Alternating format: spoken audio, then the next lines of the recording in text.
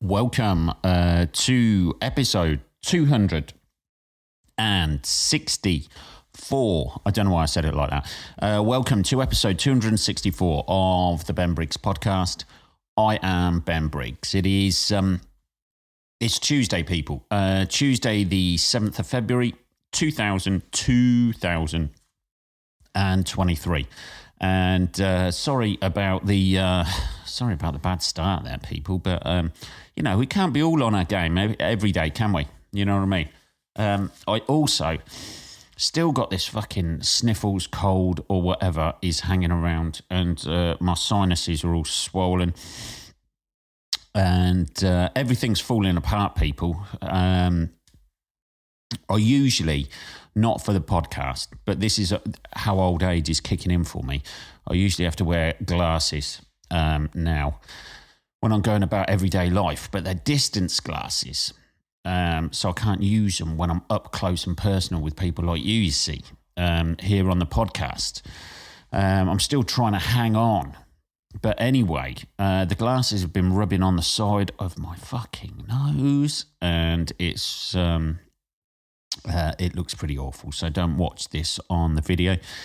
He says, as everybody immediately flocks over to the video and sees how horrendous everything is looking. Anyway, let's not get hung up on looks, guys. I can still be a fucking model out there somewhere. Someone's going to employ me these days. Anyone can be one, can't they? That's it. Anyway, let's get back on track, shall we? We've already gone off on track already. I hope you're doing well out there. There we go. And having a great week so far, guys. Hey guys, having a great week so far. I have spent all day yesterday and all day Sunday writing. Holy fucking shit. Well, not all day yesterday, but I did a fair amount last night. I did quite a lot on Sunday as well. Hey, look at me getting my homework in like a good boy, yeah? It's a very weird process, writing. I find it enjoyable and frustrating at the same time. Just trying to fucking get it out at the minute. All of this stuff and trying to make it funny, whether it is or not. You can only tell when you get on stage and say it in front of other people. So I'm going to be doing that this week. I've got a few gigs in Leicester because the old Leicester Comedy Festival, holy fucking shit, kicks off this week. So I think it's the 30th year it's been going. So it's been going quite a while. And I've got a few gigs up in Leicester this week. I think Wednesday, I think Saturday as well. I think I'm somewhere else on Friday night, God knows where. But anyway, I should advertise these more. What I did do Sunday night as well, holy fucking shit. I got recommended by a couple of people to watch this film, The Menu. I don't know if anybody's seen this out there. Shout now. Oh yeah, a couple of you have, I know. There we go, a bit of call and response for you on the podcast. I watched this, watched the film. It's fucking fantastic. I really enjoyed it. The ending was a bit strange. Spoiler alert. I actually quite liked how it's sort of like it's about a restaurant, an exclusive restaurant, given an exclusive experience, and all the experiences that the night gradually gets more and more fucked up.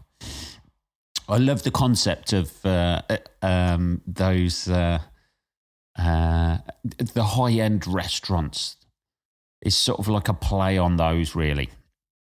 And I quite like the concept that it's the extreme of giving somebody an experience when they're just eating food. I've never, ever got the whole going to a fucking high-end restaurant. Maybe it's because I ain't got the money for it. That could be it. And I've just committed myself to the fact that I'm never going to go to one of those restaurants. But I just don't get the whole thing with food, really, I think. I eat the food I like. It tastes nice. You know, that's it. I forget about it. I don't go on about it for fucking days. Unless it's, you know, passes through me and comes out the other end as a disaster fucking story. That's basically the only ever time it really gets mentioned.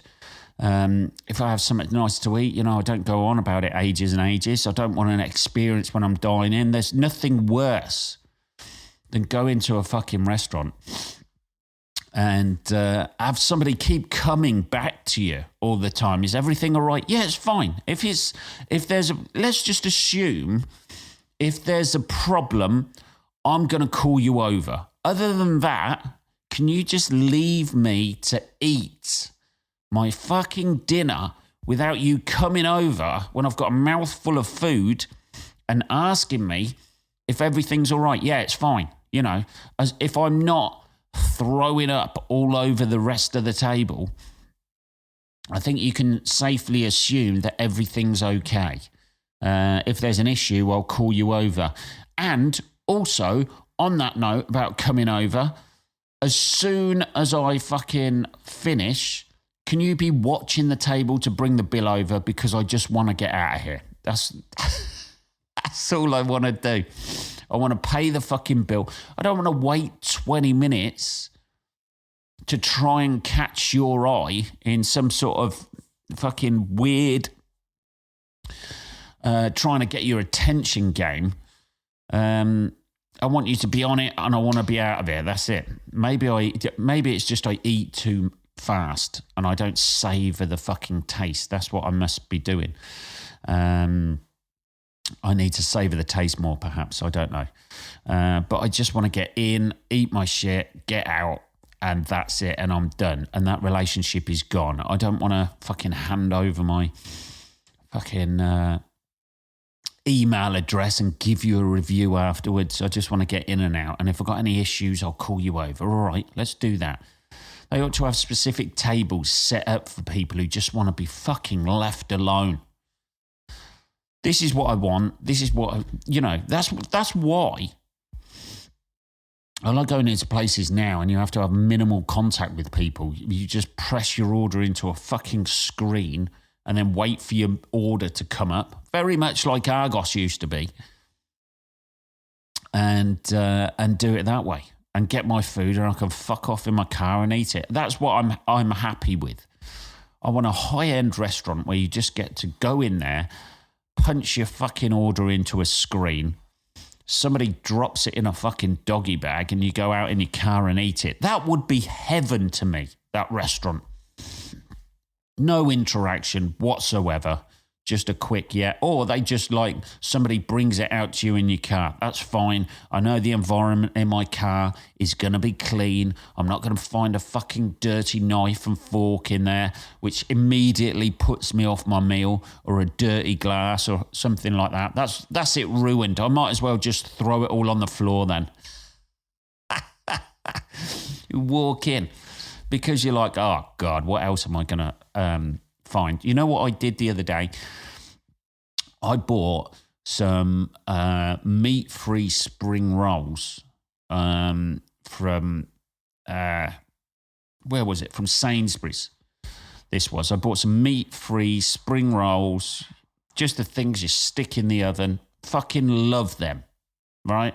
A little bit of salad on the side, a bit of lettuce, tomatoes, the nice tomatoes, not the normal bog standard tomatoes that you get that used to have a bit of taste to them, but now just taste like water. So you have to go for the fucking high-end tomatoes these days, the ones that are on the vine, because people they're so precious, they can't be picked off of the vine anymore. Everything's got to be left on looking like it's just come straight off the fucking tomato plant. I bought some of them the other day. I cut halfway into one and there was a fucking hair in it. And I was like, that's me done then. That's just me eating salad. I am not even going to cut open the other ones. A thick fucking black hair in there.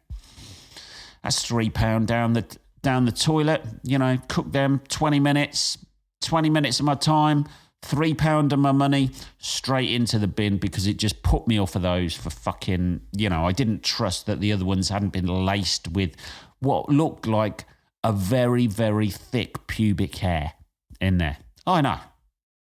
It's not very nice, is it? Not very nice this time of day. Anyway, getting back to the film. There was a few twists and turns in there. I quite liked it. I enjoyed it. I enjoyed the whole... it was just something different. You know what it reminded me of? It had the same sort of feel about the film as Squid Game did.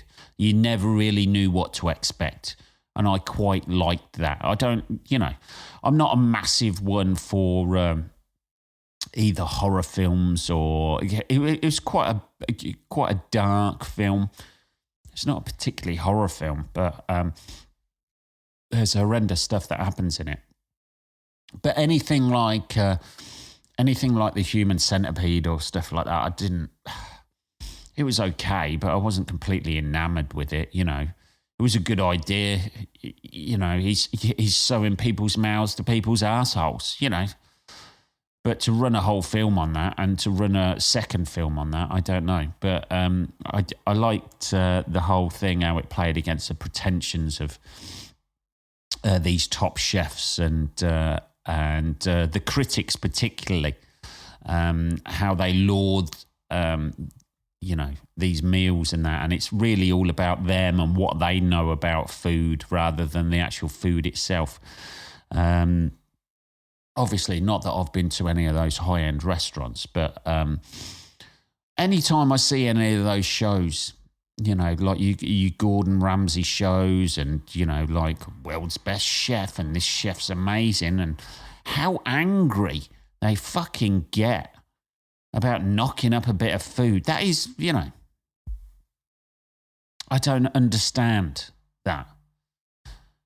Obviously I cook for myself, so I can't afford to get angry about food. If I did, the quality of food that goes into my body is probably why I'm constantly fucking running to the toilet. Hang on a minute, I'm going to have to... Oh, dear. Sorry about that. I'm going to have to wipe my nose. These things happen, don't they? I don't know what it is. I've got some sort of fucking thing that's hanging around in my fucking nose right now. Let's have a little bit of tea, see if this can quell it a little bit. Anyway, I thoroughly recommend watching that film if you want to watch something a little bit different. That's the point I'm trying to make, people. I thought, who is it? Ralph Fiennes, and it was absolutely fantastic. And the rest of the cast were really good as well. Nicholas Holt's in there as well. He plays sort of like a snivelling sort of like suck up to the main chef. It's very well done. I thought it was very well done. And a different sort of film. You don't see many films like that. Anyway, moving on from there. News here that goes back to the Harry and Meghan thing. Holy fucking shit! They found the woman who Harry lost his virginity to. She's come forward. God knows why. Her name's Sasha Walpole. Reveals why she has lifted the lid on romp with Prince Harry. I'm guessing it's money. Yeah,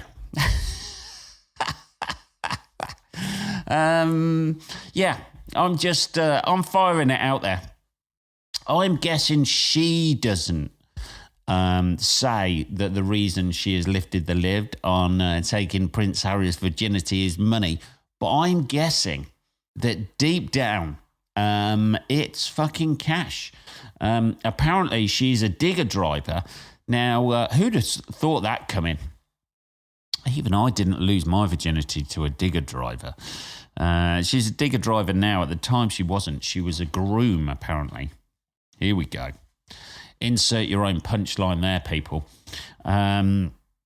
Yeah, I was reading the story about this because it's in the UK's trashiest, most horrendous newspaper, The Sun. I think it was The Sun on Sunday it was in. And she's come forward. There's about 175 pages of this. As if the story, she said it was a 5-minute romp, which people are saying, oh, you get that bravado with people going, 5 minutes, fucking hell, that's shit, that is. 5 minutes, fucking shit, mate. Innit? I could fucking bang all night, mate. 5 minutes at my age, I'm like, fucking hell, he's a legend. Good on you, Harry. First time breaking that seal in 5 minutes. It's just weird. I found this. I didn't find. Obviously, the stories. Obviously, it's strange from her point of. From she's married with kids. This woman. Obviously, she's not going to give up after the revelations in his book about losing his virginity to an older woman, which I think he was 16 and she was 19. So you know. Everybody's thinking it's like a 52-year-old who's now in a fucking, in her 70s or 80s in a wheelchair and stuff like that. And they were going to interview her in a nursing home. yeah, I fucked him. But she's just 3 years older than he was. And the funny thing about the articles, they give the weirdest fucking details. Let's have a look. There was one. Let's have a look. We had cigarettes. We finished our cigarettes. Marlboro Lights. Why do we need to know what sort of brand of cigarettes? Are people going to be going out there going, this is going to fucking get me laid? Marlboro Lights never fail. Never fail in getting you laid. And then there was one bit about where she's saying about what she was wearing at the time, which I don't know anybody else out there. I don't remember what I was wearing when I had sex for the first time. It just seems very. It seems very odd. Let's have a look. What's it? I remember I was wearing black trousers from New Look with a fitted black top and black leather boots and a wide multicolored belt with a pattern on the back. I mean, are they trying to fill column inches or are they trying to fill column inches here? I don't know. I was wearing, I remember at the time, I was wearing some Levi's 501s, a shirt from Next, and a bracelet that my previous girlfriend had bought me. I don't know why there's so many specifics in this. Also, I don't know why I was so fascinated. She's obviously been paid for this article. She's got a wife and she's got a husband and kids as well. Imagine that, waking up on Sunday morning. Did you get the Sunday papers this morning, sweetheart? Yeah, I did. I'm in it. I'm dishing the dirt on taking Prince Harry's virginity, sweetheart, in the paper this morning. Have a good old read and imagine that fucking famous cock going in and out your wife's vagina. Anyway, what are we having for breakfast? I don't know. Nobody, if you're dating anyone, I imagine if you're married to someone, you don't even want to think about them having sex with anybody else, do you? Let alone somebody as famous as that. And she's gonna now, everywhere she goes, somebody's gonna be like, I'm pretty sure that's the woman who took Prince Harry's virginity. Kids are going to enjoy that at school, aren't they? But it doesn't matter. We got 40-odd grand for the article, didn't we? Buy another fucking digger for that. That's what she does. She's a digger driver, people. Let's have a little bit of tea. I don't know. I just don't know why people have to share that. You know what I mean? Prince Harry wasn't going to bring it out. he wasn't going to release that information. So she's obviously approached the Sun newspaper to get a bit of money out of it. But, at what cost, really? They got pictures of Sasha agreed to speak to the Sun on Sunday after being left shocked by Harry's disclosures in his book Spare. Were you really that shocked? I am shocked that he said he had sex with an older woman. No, he didn't name me, but I thought I'd come out. I was that shocked. I thought I'd sell my story to the fucking Sun.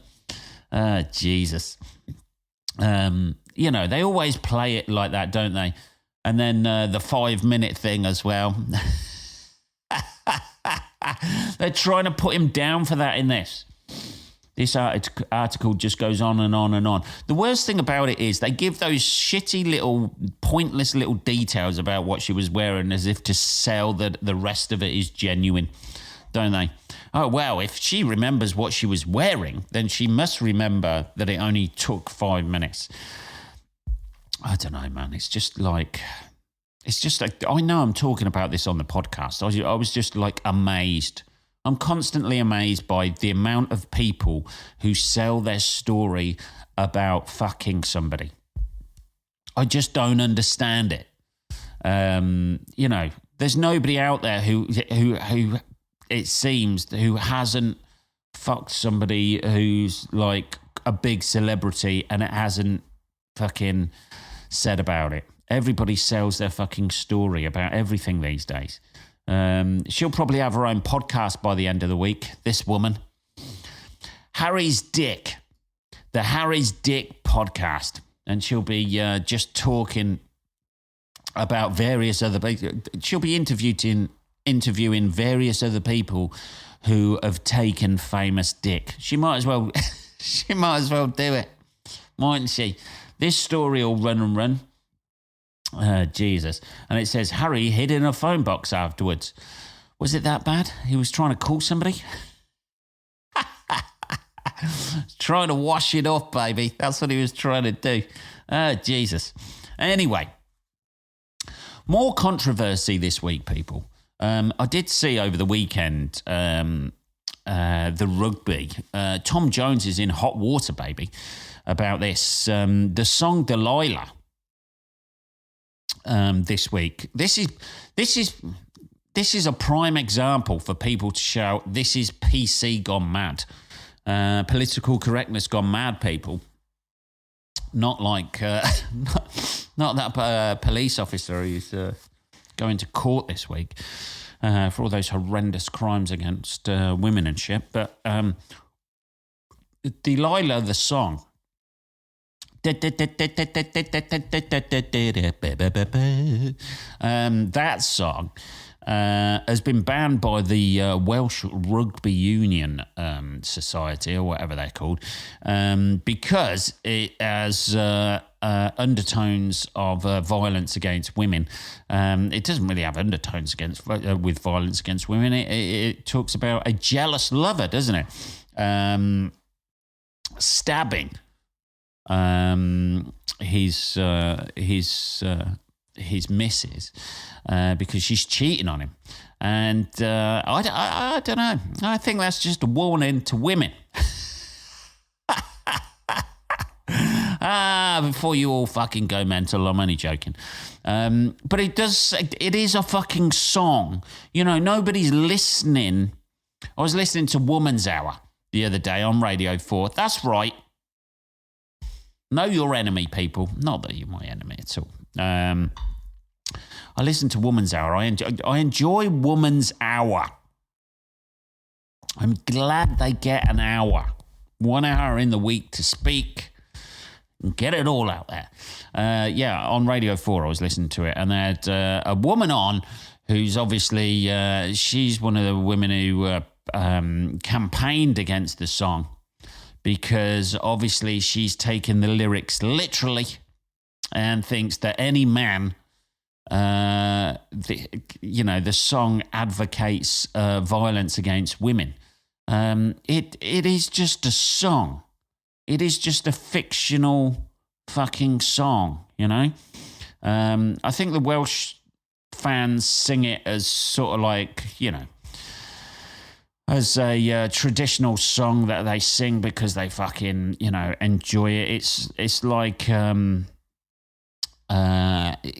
know, it's like a dark themed song, isn't it? You know, people like it because it goes and, you know, all of that. And she's saying this advocates violence against women, and in the current climate, I don't think it means temperature. In the current climate, this is no longer appropriate to be sung by the Welsh fans. However, over the weekend, the Welsh fans went, fuck you,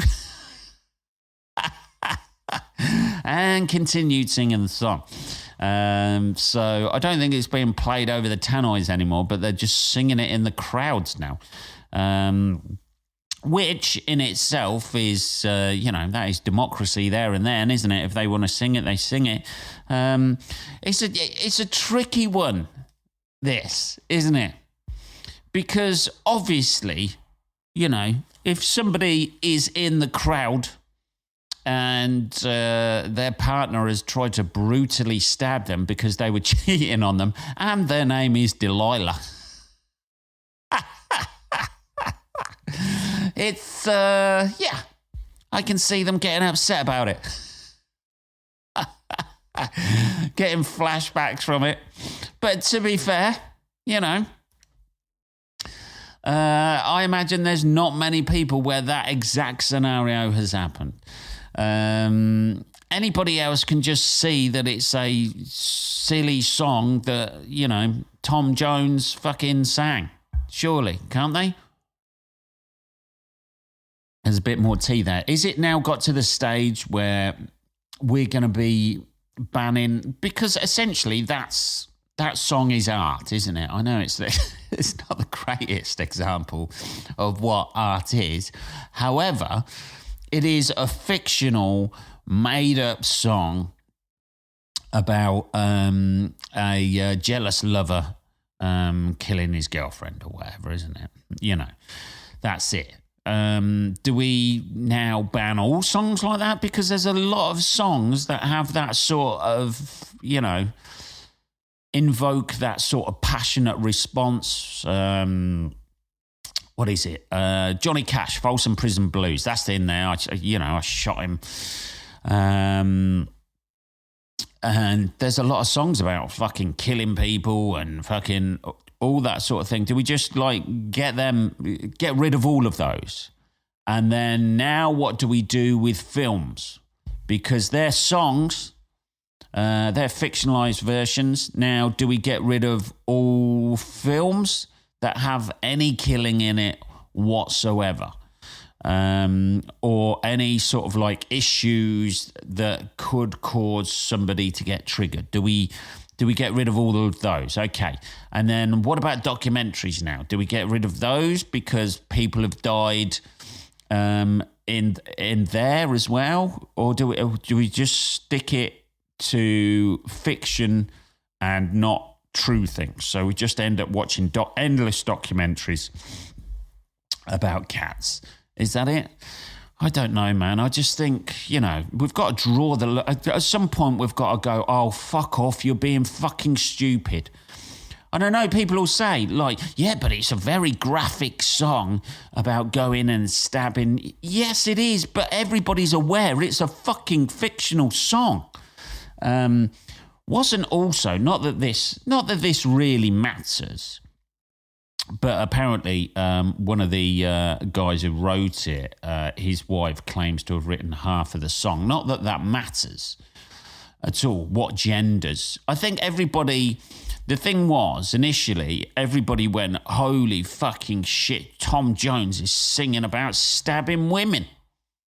Which, when you hear that, you know, it sounds horrendous, doesn't it? Tom Jones is singing about stabbing women. Well, Tom Jones didn't write that song. And now it turns out that the song, possibly half of it may have been written by a woman anyway. Not that it makes any difference, or it shouldn't do. But people are sort of like, it seems like this woman who was on the program had grabbed onto the fact that it was a man singing about a woman, about stabbing a woman and then laughing about it afterwards. Everybody, it's just like a fucking folky fucking song, isn't it? You know, like it's just, you know, people showing his passion and rage at that point, isn't it? And he apologises to her afterwards in the song or something like that. I don't really know the lyrics. It's like somebody has gone, oh shit, we shouldn't be, there should be less violence against women. Yes, check. Yes, that's a good thing to think, right? There should be less violence against women. Oh, hang a minute. You checked out the lyrics of this song?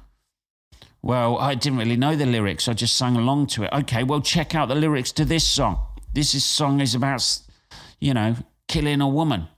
And hang on, there should be less violence against women.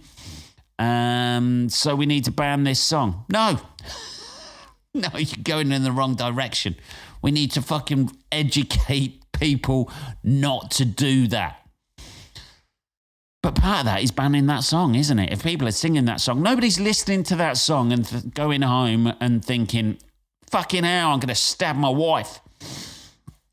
Tom Jones said I could do it, and he laughed about it. I don't know, man. It just seems like it's fucking, you know, you're coming at it at the wrong angle, I think. God knows. God knows, people. But, yeah, it just seems like it's something else. But, you know, ultimately, you're taking a song away from thousands of people that they just enjoy singing. They don't really give a fuck about the lyrics and they quite like the tune. Yeah, but the lyrics are the important bit. Half of the people who are singing it probably don't even know the lyrics. Yeah, but it's about stabbing women. Yes, but nobody's going out and doing that, are they? You know, fucking hell. Jesus. You know, you're not going to ban Oasis's Live Forever because people don't live forever. Oh, this gives people false hope. Jesus. I don't know, man. I don't know. Anyway, that's my last bit on The World Goes Crazy. Sorry it's been a bit all over the place this episode. I've been constantly trying to... I know, there's been a few sniffs in there as well. I fucking hate that. Don't worry about it. Anybody out there at the moment wound up by the fact I've been sniffing through this episode, don't even consider for 1 minute that I don't hate myself right now. I hate people who constantly sniffing all the time. And that's what they say, isn't it? You turn into everything you hate. I've turned into one of those people. Anyway, we're going to end this episode with a rendition of Delilah. Jesus. No, I don't know, man. What's next? I can't. In this, tune in next time for the exciting episode of What Gets Cancelled This Time. Yeah, so they've tried to cancel it, but apparently it's the Welsh fans won't have it, and they're taking great pride in singing it, and which is their right to do, I guess. I don't know. You're upsetting a few people, but you're keeping a sort of like traditional song going. I don't know. They could change the lyrics. That's what they could do. Yes, let's just change all art, shall we? Let's just change everything. The Mona Lisa, give her a fucking proper smile and a fucking red nose. Her eyebrows don't fit in with 2023. Give her those thick black eyebrows that everybody has these days. I don't know, people. I don't know. I'm ranting now. Anyway, that is... Tune in on Saturday for a heartfelt apology after I get complaints about this episode. That was episode 264 of the Ben Briggs podcast. I will be back on Saturday, motherfuckers. Have a great rest of your week. I hope you have fun. Sing whatever songs you want to sing, as long as you don't make people cry, or do, depending on what you want to do. Anyway, I'm going to fuck off now. Take care and have a good week. I'll speak to you on Saturday.